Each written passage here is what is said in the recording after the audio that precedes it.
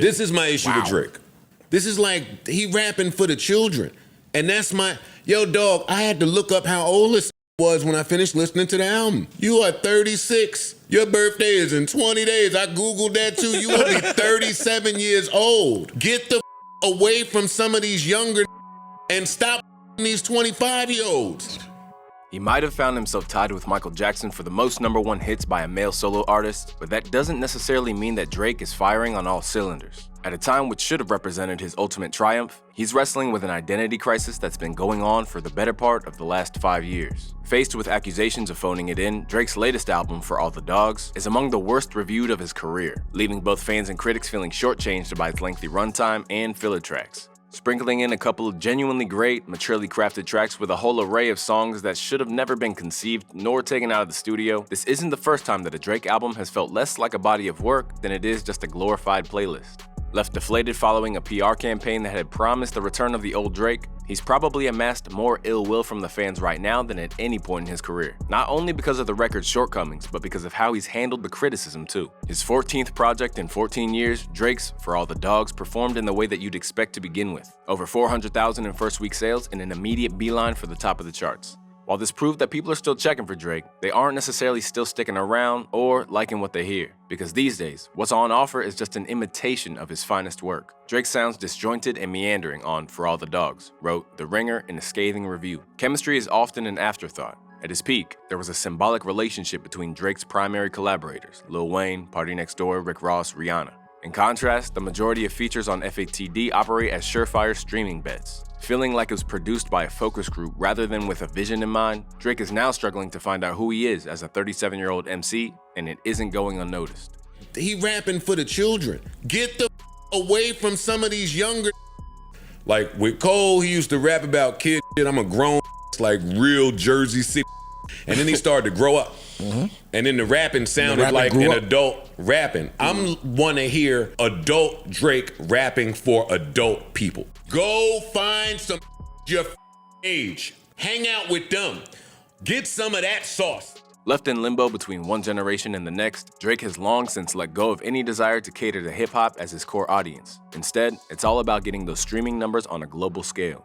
And although this has been an ongoing process, there's a real sense that it's coming to a head now. As to why he's in this position where he's the biggest rapper in the game, but also distancing himself from the genre that he began in, it all comes down to the fact that he was rejected by hip-hop, and as a result, is now rejecting the genre itself. During a recent show at the Apollo Theater, Drake spoke out about his early attempts to enter hip-hop. I came here with my uncle trying to get signed, you know? I think I sat in front of everybody for like a week straight, and I got turned down by everyone for like a week straight, he told the crowd. In all fairness, my outfit choices were horrible at the time. They said I look corny. I don't disagree. The point is, I didn't get signed that first trip to New York. I went back home and I had to go back to my mom's basement because it didn't play out like the way I thought it would. So I went back and I wrote some more songs to see if I can get signed, and eventually, somebody called. Clearly, this is something that he's been harboring for a long time, and returning to the scene of that rejection brought it all to the surface. Crazy as it is to imagine now, Drake was routinely overlooked in his early career, being seen by tastemakers of the time as too soft to survive.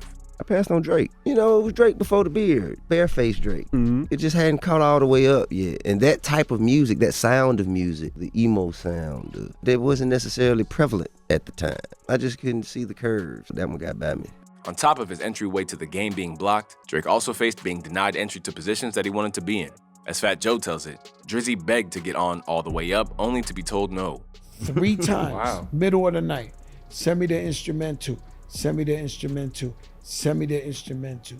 I wish I would have got Drake on there, right? But did you know that on average, there are around 5 million car accidents every year in the US? And a lot of those accidents happen during the holiday season. Even worse, a lot of victims don't feel comfortable suing for damages because they're under the mistaken impression that they be suing the other driver, a regular human just like them. Injuries sustained in a car accident are just one of the things that Morgan & Morgan might help you with. They're the largest injury law firm in America, and they're fully equipped to handle injuries of any nature that might entitle you to compensation. That includes car accidents, workplace injury, medical malpractice, and more. They have over 100 offices nationwide, 800 lawyers, and thousands of case staff. That means you don't just get a lawyer assigned to your case, you get a whole legal team ready to help you fight for your fair compensation.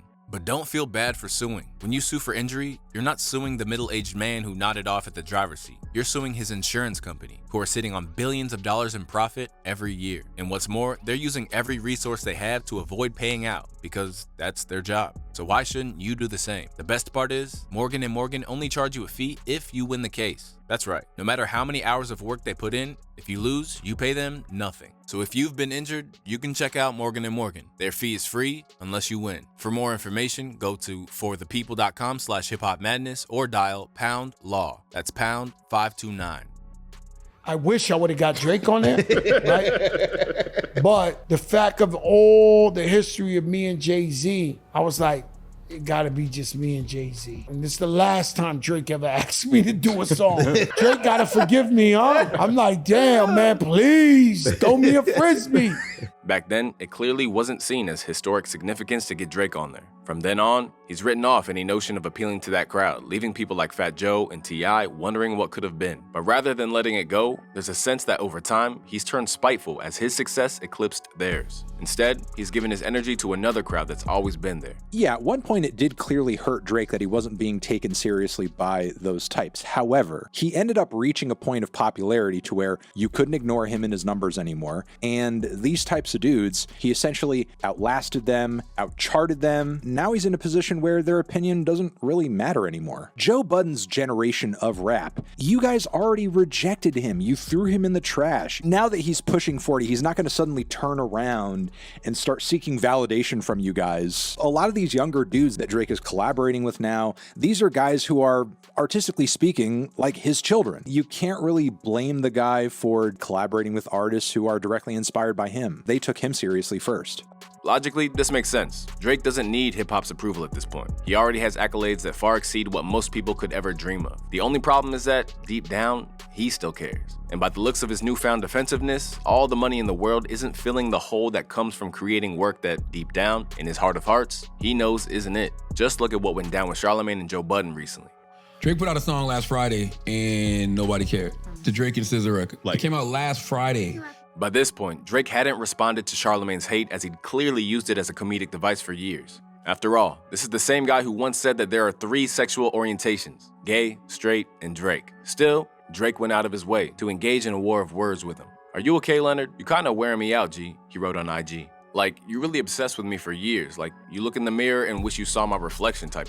Labeling him an off-brand Morris Chestnut and a goof whose 435 loyal fans will stand by you, Drake acted as if Charlamagne was out of line and did the most petty thing he could, flexed how much more successful he was. The only problem was that, in some ways, Charlamagne was right. Slime You Out may have debuted at #1, but it fell out of the top 10 in just its second week. Next, there was the whole Joe Budden situation. As alluded to earlier, Joe Budden had some criticisms of For All the Dogs, but also acknowledged that he liked the record overall. In spite of this, and taking into account Drake's current mindset, meant that he focused on the negative, and alongside labeling Joe a failure in music. You left music behind to do what you were doing in this clip because this is what actually pays your bills. You switched careers because the things that pop in your brain had you broke living check to check. And the raps you write had 450 men showing up to your shows in Dusty and Nietzsche jeans to screw up their face to Mood Music 29 and pretend you were the GOAT. If you need to put it in simpler terms, Drizzy concluded, I own a 767. He owns a modest house in the 973 and flies first class on special occasions. Once again, Drake enlisted the I make more money than you argument. And in a culture like hip-hop, going out of his way to do that will do the opposite of making people think that you don't care. Even to a Drake stan like Academics, this represented dangerous territory. He's more staying away from hip-hop media, and I've only heard him say disrespectful or dissing people who might be in hip-hop media. I think Drake is at the point where I don't think he gives a about what someone in hip-hop might say about his album, which I think that's a scary place to be. It's the first time I've ever seen Drake seemingly defensive, whether it's Charlamagne saying something. I've never seen a defensive Drake. I've seen him put the music out and he always let the music talk. Suddenly firing back against hip-hop at an age where it'd be assumed that he'd embrace it, Drake instead keeps trying to appeal to the kids. Leaving hip-hop behind, he's finding allies in streamers instead, shouting out the likes of Kai Cenat and Aiden Ross on his records. But is this organic, or just another concerted effort to keep creating new fans by engaging with younger demographics? Well, rather than being new, it's actually a formula that he's enlisted before. A few years back, he popped up on a stream with Ninja, breaking Twitch records in the process. After that, the relationship was never nurtured much further, and over time, Ninja saw through it for the cynical move that it was. I feel like Drake saw that I was up and coming in the gaming scene, and he thought it would be a perfect way to just tap into another source of viewers by playing with me. He also might have just wanted a game. I'm not sure. So too Bobby Althoff, by the looks of it, who got a major cosign from a podcast with Drake before deleting the episode when the relationship soured. As he continues to push himself further into this zone, it's obvious that the music is suffering too. By now, the days of hoping for another record like Take Care or Nothing Was the Same are long gone. Because, as opposed to trying to deliver something critically acclaimed anymore, he's simply trying to deliver something current that'll keep his position as a commercial star solidified. Then, as we've seen, he lashes out because he knows that he isn't giving it his all.